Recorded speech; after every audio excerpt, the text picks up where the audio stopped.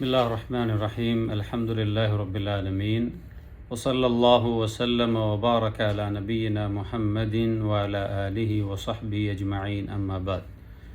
கண்ணியத்துக்குரிய சகோதரிகளே, தாய்மார்களே, இன்றைய இந்த தஃப்சீர் விளக்க வகுப்பிலே நாங்கள் சூரத்துன் நிசா அல் குர்ஆனுடைய 4வது அத்தியாயத்தின் அதாவது 3வது வசனங்களிலிருந்து நாங்கள் இன்று தொடர்ச்சியாக அதனுடைய தஃப்சீர் விளக்கங்களை பார்க்க இருக்கிறோம்.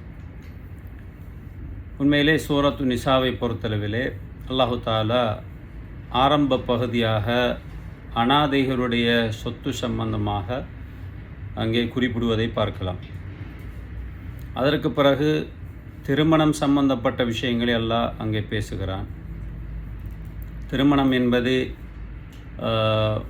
ஒரு ஆண் ஒரு பெண்ணையோ அல்லது 2 பெண்களையோ அல்லது 3 பெண்களையோ அல்லது 4 பெண்களையோ திருமணம் முடித்து கொள்ள முடியும். அதற்கான நிபந்தனைகள் என்ன என்பதை பற்றியும் அல்லாஹ் பேசுகிறான். அது சம்பந்தமாக கடந்த வகுப்புகளை நாங்கள் பார்த்தோம். இன்றைய இந்த வகுப்பிலே அல்லாஹு தாலா தொடர்ந்து சொல்லக்கூடிய ஒரு செய்தி தான் வஆத்துன் நிசா சதுகாத்திஹின்ன நஹ்லா. அதாவது நிசானா உங்களுக்கு தெரியும், பெண்கள். வஆத்துன் நிசா, பெண்களுக்கு நீங்கள் கொடுத்து விடுங்கள். சதுகாத்திஹின்ன, இந்த சதகா என்ற வார்த்தை எங்களுக்கு தெரியும். அப்போ அது அவர்களுடைய அந்த மஹர், இந்த இடத்துல சதகா என்பது மஹர். நெஹ்லா, அந்த மணக்கொடை, அதை நீங்கள் கொடுத்து விடுங்கள். அப்போ ஒரு பெண்ணை திருமணம் முடிக்கிற சந்தர்ப்பத்தில் ஆண் என்பவர் என்ன செய்ய வேண்டும்? அவர் ஒரு தொகையை அந்த பெண்களுக்காக கொடுப்பதை இஸ்லாம் மஹர் என்று சொல்கிறது. அது தங்கமாக இருக்கலாம், அல்லது பணமாக இருக்கலாம், பொற்குவியல்களாக இருக்கலாம். எதுவாக இருந்தாலும் ஒரு பெருமதி மிக்க ஒன்றை அவர் இங்கே கொடுக்க வேண்டும் என்பதை இஸ்லாம் எங்களுக்கு வலியுறுத்துகிறது.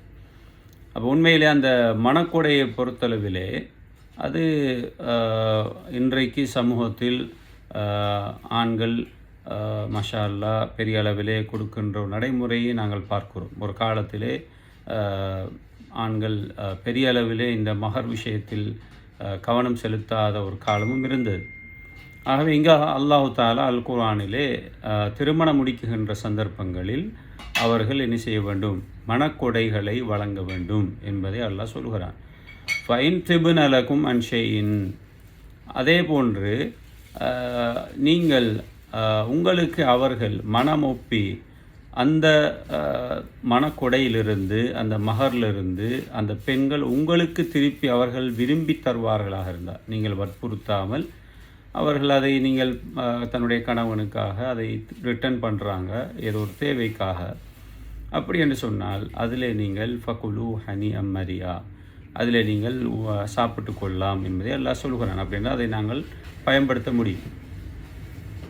அப்போ இங்கே உண்மையிலே இஸ்லாம் ஒரு திருமணம் என்ற ஒரு விஷயத்தில் ஒரு ஆண் அவர் ஒரு பெண்ணிடம் இருந்து எதையும் எதிர்பார்க்காமல் அவர் அந்த பெண்ணுக்கு சரியான அந்த தொகையை கொடுத்து திருமணம் முடிக்க வேண்டும் என்ற ஒரு பகுதியை இஸ்லாம் இங்கே வலியுறுத்திப்பதை பார்க்கலாம். ஆகவே இங்கே பெண்களை இஸ்லாம் ஒரு இடத்திலே கண்ணியப்படுத்துகிறது. அவர்களுக்கான அந்த அந்தஸ்தை வழங்குவதை நாங்கள் இந்த ஆயத்திலே பார்க்க முடியும். அதனால்தான் அரபு நாடுகளிலே பெண்கள் மகரை என்ன செய்வார்கள்? கூடுதலாக கேட்பார்கள். எங்களுக்கு இவ்வளவு தர வேண்டும், இத்தனை பவுன்கள் தேவை. அது பெண்ணுக்குரிய ஒரு உரிமையாக பார்க்கப்படுகிறது. உண்மையில் ரசூல் ஸல்லல்லாஹு அலைஹி வஸல்லம் காலத்திலே கூட சில சஹாபாக்கள் திருமணம் முடிக்க வேண்டும் என்ற ஒரு ஆசை அவர்களுக்கு வருகின்ற சந்தர்ப்பங்களில் அல்லாஹ்வுடைய தூதர் அவர்களுக்கு ஆர்வமூட்டி இருப்பதை பார்க்கலாம். உங்களிடத்தில் ஏதாவது பொருளாதாரம் இருக்கிறதா, ஏதாவது பணம் இருக்கிறதா, அல்லது ஒரு இரும்பிலான ஒரு மோதிரம் கூட இருக்கிறதா, அதை மகராக கொடுத்து விட்டு முடியுங்கள். அப்போ ஒரு சஹாபியிடத்தில் அந்த கேள்வி கேட்கின்றது. ஒரு சஹாபி, ஒரு கஷ்டமான ஒரு சஹாபி, அவர் சொல்லுகிறார், யார் ரசூலுல்லாஹ், என்கிட்ட எதுவுமே இல்லை. அப்போ ரசூலுல்லாஹ் ஸல்லல்லாஹு குர்ஆனுடைய சில வசனங்களாவது மரணம் இருக்குதான்னு கேட்டு குர்ஆனுடைய வசனங்களை மகராக கொடுத்து முடித்த வரலாறுகளை நாங்கள் ஹதீஸ்களிலே காண முடிகிறது. ஆகவே இங்கே மஹர் என்பது ஒரு சுன்னாவாக இஸ்லாம் எங்களுக்கு வலியுறுத்துகிறது.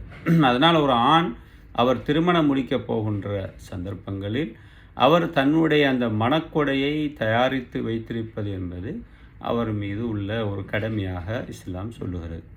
ரைட். அப்போ இது ஒரு பெண்ணுடைய விஷயத்தில் திருமணம் என்று வருகின்ற பொழுது அந்த ஆண் இந்த மகரை கொடுத்து முடிக்க வேண்டும் என்பதை இஸ்லாம் சொல்கிறது.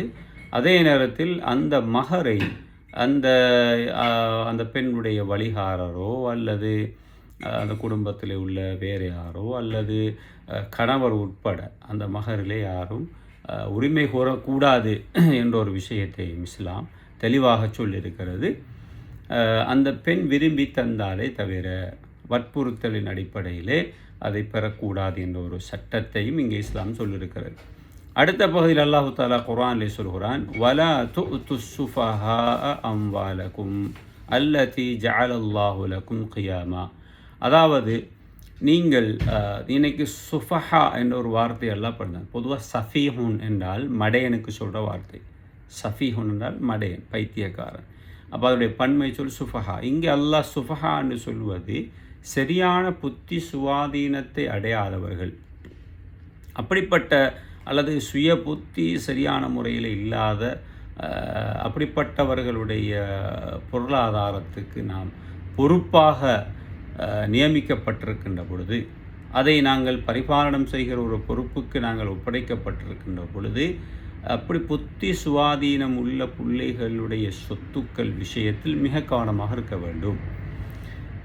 அப்போ அந்த மாதிரியான பிள்ளைகளுடைய சொத்துக்களை நாங்கள் அவர்களுடைய கையில் ஒப்படைத்து விடக்கூடாது. இந்த இடத்துல சுஃபஹா என்று சொல்வது சிலர்கள் புத்தி சுவாதீனம் குறைஞ்சவர்களும் எடுக்கலாம், அல்லது வீண்வரையமாக அநியாயமாக சொத்துக்களை என்ன செஞ்சிருவாங்க அழிக்கக்கூடியவர்கள், அப்படிப்பட்ட ஊதாரித்தனம் உள்ளவர்கள், இவர்களுடைய சொத்துக்கள் உங்களிடத்தில் ஒப்படைக்கப்பட்டால் இஸ்லாம் அதை கூட சொல்கிற உடனே அவர் கையில் ஒப்படைச்சிடாதீங்க. அப்போ இந்த மாதிரியான பிள்ளைகளுக்கு நாங்கள் அவர்களுடைய அந்த சொத்திலிருந்து வறுசுகுஹும், அவர்களுக்கு நீங்கள் தாராளமாக செலவழிங்க, அவர்களுக்கு வாழ்வாதாரத்துக்கான செலவுகளை கொடுங்க. வக்ஸூவும், அவர்களுக்கு தேவையான ஆடைகளை எடுத்து கொடுங்க. வகூலு லஹும் கௌலம் மஅரூஃபா, அந்த பிள்ளைகளோட நல்ல வார்த்தைகளை நீங்கள் பேசிக்கொள்ளுங்க என்றால் அது சொல்கிறேன். அது இங்கே அனாதைகளுடைய சொத்துகளோடு சம்பந்தப்பட்ட ஒரு சட்டம் சொல்லப்படுகிறது. அந்த அனாதைகளில் சிலர் பிள்ளைகள் சரியாக அந்த சொத்துக்களை நிர்வகிக்கக்கூடிய நிலைமையில் அவர்கள் இருக்க மாட்டார்கள். அவர்கள் பருவவயதை அடைந்ததற்கு பிறகுதான் அதை நிர்வகிக்கக்கூடிய ஆற்றல் பெறுவார்கள் என்றால் அப்படிப்பட்ட ஒரு நிலையிலே அவரிடத்தில் ஒப்படைக்கலாம். ஆனால் அந்த பருவவயதை அடைகிற கட்டத்தில் கூட சிலவர்கள் புத்தி சுவாதீனம் இல்லாமல், அடுத்தது அவர்கள் ஒரு மடையர்களாக, பைத்தியகாரர்களாக, அல்லது சிறுபிள்ளை சின்ன மூளைன்னு சொல்வார்கள், அப்படிப்பட்ட நிலைமையில் இருக்கிற போது அவர்கள் கையிலே சொத்தை ஒப்படைத்தால் அவர்கள் அநியாயமாக அந்த சொத்துக்களை அழித்து விடுவார்கள் என்று நாம் விளங்குகிற பொழுது அதை நம்முடைய கையிலே வைத்து கொண்டு அவர்களுக்காக நாங்கள் செலவுகளை மேற்கொள்ளலாம். இதை இஸ்லாம் சொல்லுகிறது. அப்போ இது ஒரு முக்கியமான ஒரு பகுதி. அடுத்த பகுதியில் அல்லாஹ் சொல்கிறான், வபுதலுல் யதாமா, நீங்கள் அனாதைகளை பரிசோதித்து பாருங்கள். ஹத்தா இதா பலகுன் நிகாஹ், அவர்கள் பருவ வயதை அதாவது அடைந்து திருமண வயதை அவர்கள் அடைகின்ற பொழுது, ஃபைன் ஆனஸ்தும் மின்ஹும் ருஷ்தன், அவர்கள் தன்னுடைய சொத்தை நிர்வகிக்கக்கூடிய அந்த ஆற்றலை, அந்த வயதை, அந்த பக்குவத்தை அவர்கள் அடைந்து விட்டால் ஃபதுஃபஉ இலைஹிம் அம்வாலஹும், அவர்களிடத்து அந்த பொருளாதாரத்தை கொடுத்து விடுங்க. ஏன்னா இப்போ அவர் திருமண வயதுக்கு வந்து விட்டார், அவருடைய பொருளாதாரத்தை அவர் நல்ல முறையிலே பாதுகாக்கக்கூடிய ஆற்றல் அவருக்கு இருக்குன்னா அவரை நீங்கள் ஒப்படைச்சு விடுங்கன்னு இஸ்லாம் சொல்கிறது. அதே நேரத்தில் வலா தாக்குலுஹா, அதை நீங்கள் சாப்பிட்டு விட வேண்டாம். இஸ்ராஃபன், வீண்வரையமாக, வபிதாரன் ஐ அக்பரு, அதாவது அவர்கள் பெரியவர்களாகி வந்து விட்டால் அவர்களுக்கு நாங்கள் இந்த பொருளாதாரத்தை கொடுத்து விட வேண்டும், ரிட்டர்ன் பண்ண வேண்டி வரும் என்பதற்காக இந்த பொறுப்புதாரிகளுக்கு அல்லாஹ் சொல்கிறான், அவசரமாக அவனோட பொருளாதாரத்தை நீங்கள் வீண்விரயமாக செலவிட்டு முடிச்சு விடாதீர்கள். சிலாக்கள் அப்படி செய்வாங்க. இப்போ அந்த பிள்ளைகளை மெயினாக அந்த பிள்ளைகளுடைய சொத்துக்களை பாதுகாத்து அவருடைய கையிலே கொடுப்பது தான் நம்மீதுள்ள கடமை. ஆகவே இந்த கடமைக்கு மாற்றமான செயல்களை இஸ்லாம் அங்கீகரிக்கவில்லை. அப்போ அங்கே உண்மையிலே அது பரிமாறிக்கிறவர்கள் கூட எவ்வளோ கவனமாக ரொம்ப கவனமாக அது நடந்து கொள்ள வேண்டும். என்றால் அநாதைகளுடைய சொத்துக்களை சாப்பிடுவது என்பது வயிற்றிலே நெருப்பை சுமப்பதற்கான ஒரு சமனான ஒரு விஷயம்.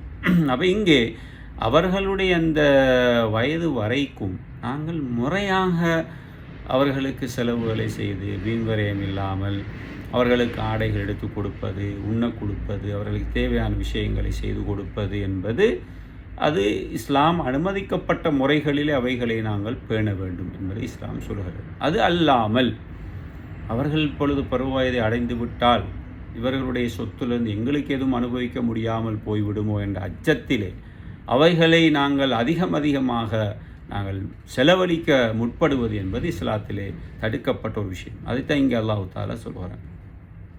ஆகவே நீங்கள் அப்படி நீங்கள் வீண்வரையமாக சாப்பிட்டு விடாதீர்கள் என்று சொல்லிவிட்டு அல்லாஹ் தஆலா பின்னால் சொல்கிறான், ஒமன் கான கனியன், கனியனா உங்களுக்கு தெரியும் செல்வந்தர், ஒமன் கான கனியன் ஃபல்யஸ்தாஃபிஃப் மின்கும், அதாவது உங்களிலே நிர்வாகம் செய்யக்கூடிய இந்த பிள்ளைகளை நிர்வகிக்கின்றவர்கள் ஒரு ரிச்மேனாக ஒரு செல்வந்தராக இருந்தால் அவர் கொஞ்சம் நியாயமாக நடந்து கொள்ளட்டும்.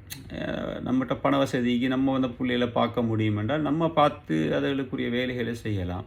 நாங்கள் அந்த பிள்ளைகளோட சொத்துகளில் கை வைத்து விடக்கூடாது. அதே நேரத்திலே ஒமன்கான ஃபக்கீரன், நிர்வகிக்கிறவர் கொஞ்சம் ஏழ்மையானவராக இருக்கிறார் என்றால் ஃபல்யஅகுல் பில் மாரூஃப், ஏன்னா அவருக்கே கஷ்டம் வாழ்வாதாரம். அப்படி இருக்கிற பொழுது அந்த பிள்ளையுடைய பொருளாதாரத்தில் இருந்து அந்த பிள்ளைக்கும் அவர் செலவழித்து கொண்டு அதிலிருந்து அவருக்கும் தேவைகளை அவருக்கு முடியுமான ஒரு நியாயமான முறையிலே அவர் அதிலிருந்து சாப்பிடுவது இஸ்லாத்திலே அனுமதிக்கப்பட்டிருக்கிறது. ஆகவே இது இஸ்லாம் நமக்கு சொல்லி தருகின்ற ஒரு அழகான ஒரு விஷயம். ஆகவே உண்மையில் அவர்களுடைய பொருளாதார விஷயங்களிலே நாங்கள் மிக கவனமாக இருக்க வேண்டும். அவருடைய பொருளாதாரத்தை நீங்கள் அவரிடத்தில் ஒப்படைத்து விட்டால், அதுக்குரிய அந்த முறைகள் நீங்கள் செய்து விட்டால் நாங்கள் அல்லாஹ்விடத்தில் தப்பி விடுவோம். இல்லை என்றால் நாங்கள் அல்லாஹ்விடத்தில் கேள்விக்கு உட்படுத்தப்படுவோம் என்பது முக்கியமான ஒரு பகுதி. ஆகவே கண்ணியமான சகோதரிகளே, இன்ஷா அல்லாஹ் இன்றைய வகுப்பிலே நாங்கள் தெரிந்து கொண்டது அனாதைகளுடைய சொத்துகள் என்பது மிகவும் கவனமாக பயன்படுத்த வேண்டும். அவர்களுடைய இந்த சொத்துகள் விஷயத்தில் ரொம்ப கவனமாக இருக்க வேண்டும். இன்றைக்கு நிறைய சமூகத்தில் நடக்கக்கூடிய இப்படி அனாதைகளுடைய விஷயத்தில் நடக்கக்கூடிய நிறைய அநியாயங்களை நாங்கள் பார்க்கலாம்.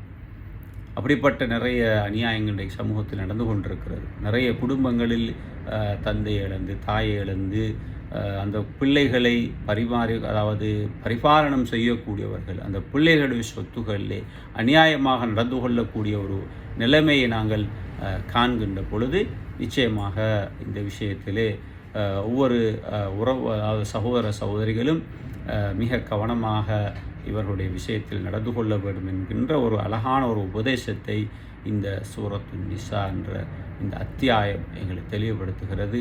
ஆகவே கண்ணியமான சகோதரர்களே, இன்ஷா அல்லாஹ் மற்றும் ஒரு அல் குர்ஆன் விளக்க வகுப்பில் இன்னும் குர்ஆனுடைய வசனங்கள் மேலதிகமாக சூரத்துன் நிசாவுடைய அடுத்தடுத்த பகுதிகளை பற்றி நாம் தொடர்ந்து பார்ப்போம் இன்ஷா அல்லாஹ். ஆகவே நாங்கள் வழமையாக எங்களுடைய ஜூமூடாகத்தான் செய்து கொண்டு வந்தோம். ஆகவே இப்பொழுது நாங்கள் அதை ரெக்கார்ட் பண்ணி செய்வதற்காக வேண்டி நாங்கள் அந்தந்த நேரத்தில் அதுக்குரிய அந்த நிகழ்ச்சியை நாங்கள் அந்த குரூப்பிலே போடுவோம். அதை நீங்கள் ஃபாலோ பண்ணி அதை நீங்கள் கேட்டு பயன்பெறுமாறு கேட்டுக்கொள்கிறோம். அஸ்ஸலாமு அலைக்கும் வரஹ்மத்துல்லாஹி வபரகாத்துஹு.